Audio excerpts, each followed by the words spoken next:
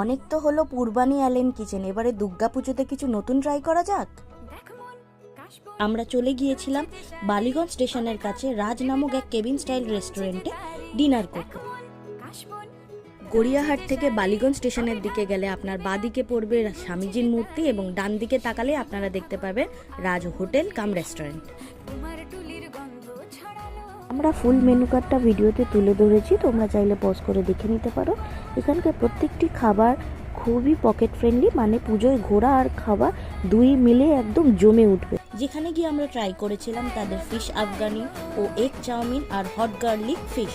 এনাদের খাবারের গুণগত মান খুবই উন্নত আর দাম অনুযায়ী কোয়ান্টিটি যথেষ্ট দেয়, মানে তোমরা যদি একটা ডিশ অর্ডার করো দুজনে খুব ভালোভাবে ভাগ করে খেয়ে নিতে পারবে।